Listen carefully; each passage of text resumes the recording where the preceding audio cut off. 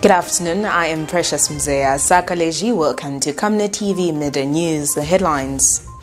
CHITAMBO boyfriend strangles girlfriend to death and later commits suicide. HH denounces violence. Details coming through after this commercial. Hello, have you heard about Msika? Do you know that you can advertise for as low as 150 kwacha for 30 seconds? Well, Msika is here. Advertise on Msika between 17 hours and 18 hours. Just tell us about the services that you offer and we'll gladly put you on the market. For more details, you can contact +260 953 995099. +260 962 444 726 or +260 971 177 467. Msika, allowing your business to grow. And now the Midday News in detail. Young African Leaders Initiative Yali President Andrew Ntewewe has recommended the Electoral Commission of Zambia, ECZ, not to add a huge number of days to the voter registration exercise, which has been extended.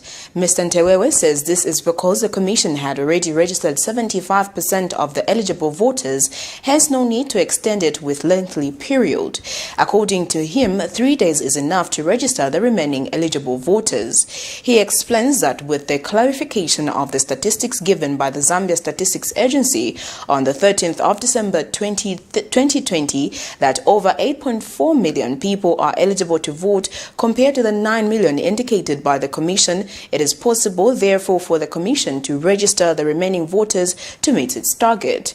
Speaking during a media briefing when he spoke on behalf of other consortium of civil society organizations, CSOs, disclosed that an alleged extension would distort the Commission's electoral calendar. Details in the following report. During our earlier press briefing, distinguished ladies and gentlemen, we had called for an extension of not more than 14 days. Our earlier position can no longer hold in light of the guidance that has been given by the Zambia Statistic Agency, ZAMSTATS, on the number of eligible voters. And the guidance that has been given by the Zambia Statistic Agency is that legally, the actual projected number of eligible voters is 8.4 million Zambians. To be specific, 8,414,839 who have attained the age of 18 and above. You want to recall that the earlier estimate we are operating on was not 8.4 million.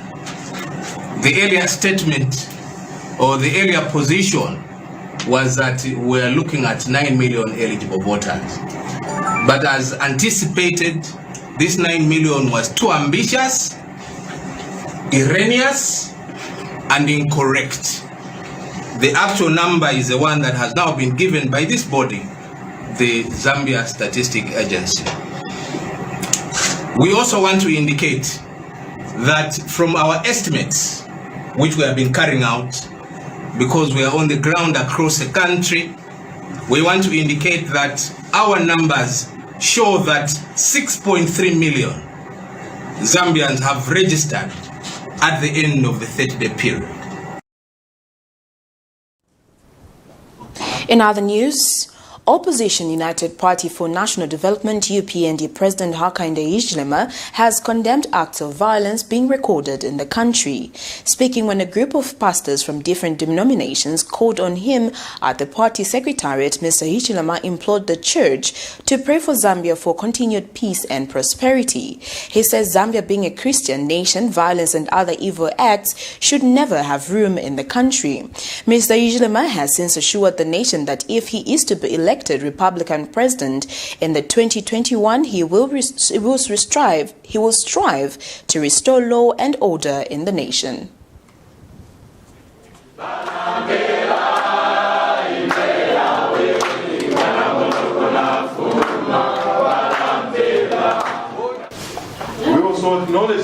Christian nation. Amen. We are a Christian nation. We should behave and live like Christians. Amen. We shouldn't pronounce that we're a Christian nation for convenience. And tomorrow we are hiring thugs to beat other Christians in a Christian nation. Then we are not living the Christian life that we profess. I'm talking of violence in our country.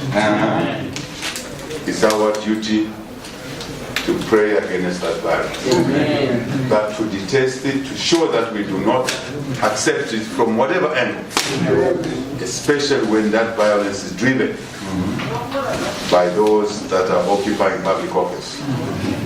And I want to assure you that come next year, God's will, kindness of the people of Zambia, we will restore order in this country. Amen.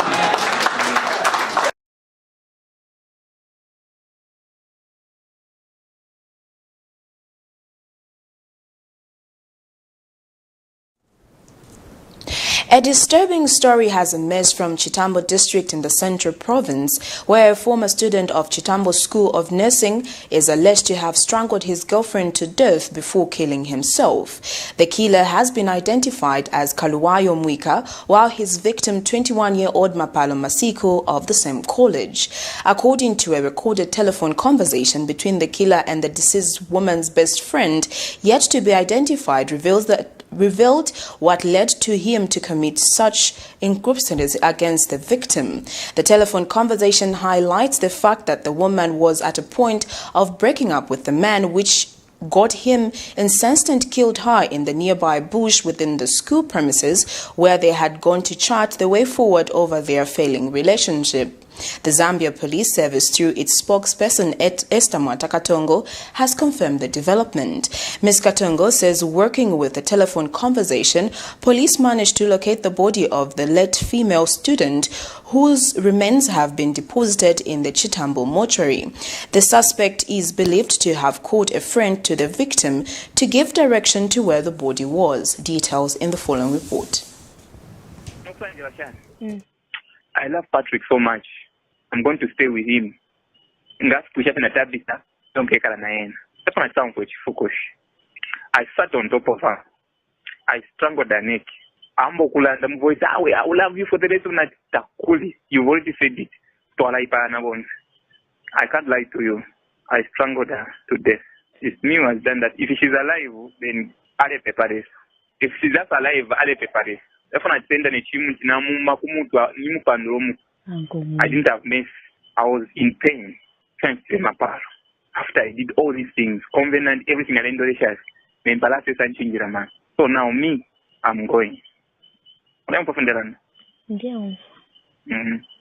If phone Elisha on, Abakantola, Abakaska phone. They answer the call. So right now, I was looking for number password. Password. Akaphone got a password. No. So please, don't even cry for this. It's my wish to die. Okay. But Mapalo, I hope now I'm saying. I fue tu lera. Tatuishi. Knock. Emerald and Semi-Precious Mining Association of Zambia President Victor Kalesha has called for the partnership in the sector.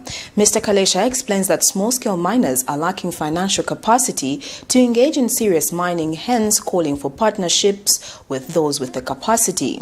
He further explains that small-scale miners in Lufwanyama district in Chumwe Emerald mine use common tools like shovel and picks to dig for emerald, adding that the two used make the process challenging. Mr. Kalesha disclosed that despite the effort and full potential seen in small-scale miners, lack of proper mining equipment has seen some challenges in their daily work.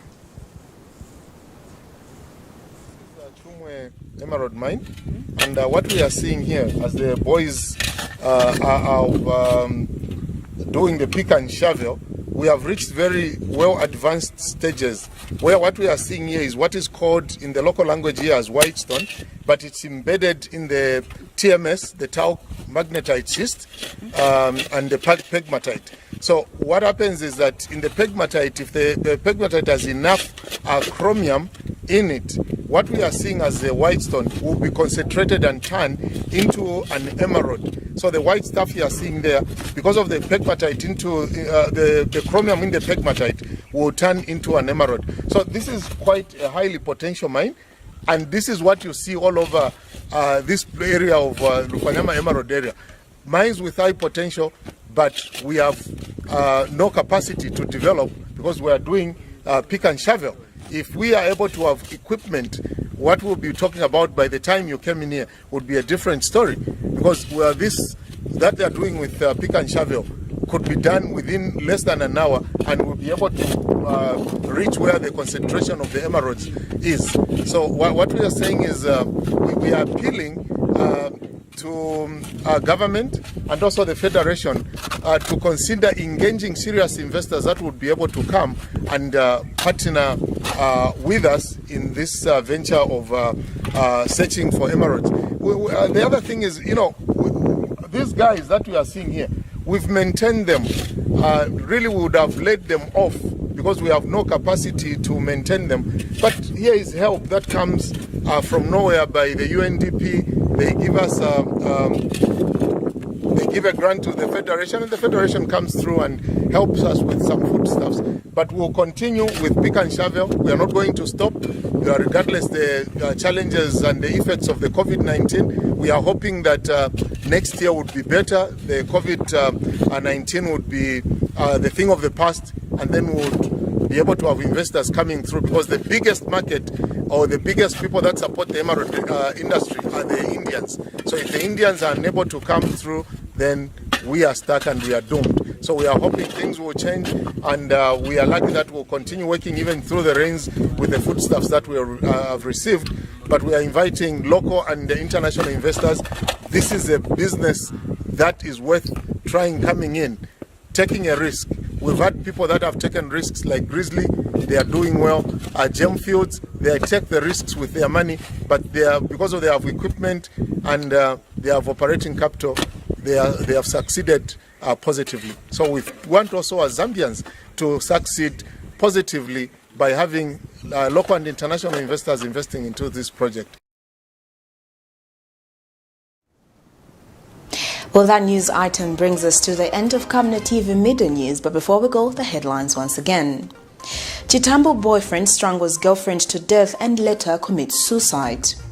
HH denounces violence. Thank you for joining me. I am Precious Mzeya Sakaleji. Good afternoon.